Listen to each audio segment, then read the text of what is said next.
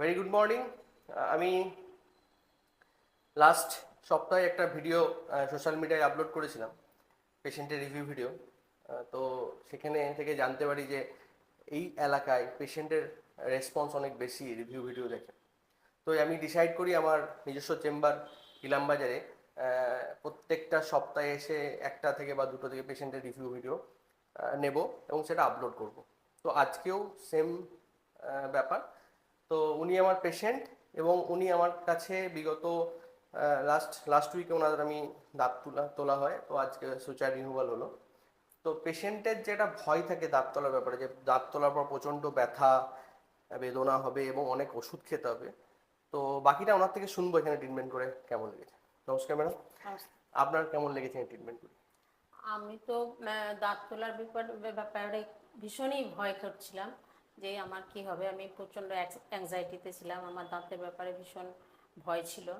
আর দাঁতটা আমার প্রায় 5-7 বছর থেকে মানে নষ্টই হয়ে গেছিলো, শুধু গোড়াটা লেগেছিল।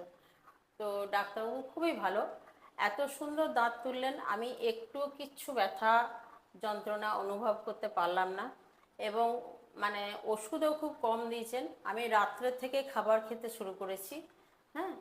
আর তারপরে থেকেও আমার কোনো রকম কোনো কিচ্ছু হয়নি, ব্লিডিং হয়নি। ডাক্তারবাবুর হাত ভীষণ ভীষণ ভালো।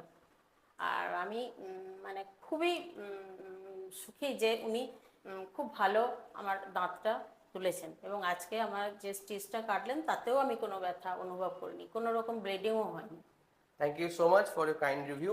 তাই প্রত্যেকটা পেশেন্টকে একটা কথা বলে রাখি যে দাঁত তোলার সময় বা দাঁত তোলার পরে যে আপনারা ভীত সন্ত্রস্ত হচ্ছেন যে অনেক ব্যথা হবে বেদনা হবে, একদমই না। আজকাল আধুনিক টেকনিকে আমাদের এবং বিভিন্ন রকম মেডিসিন আমি ইউজ করি দাঁত তোলার পর, তাতে কি হয় ব্যথাটা অনেকটা রিমুভ হয়ে যায়। তো এই হচ্ছে ব্যাপার। আর প্রত্যেকটা ভিডিওতে আমি একটা বলি, ফলো আপটা খুব দরকার।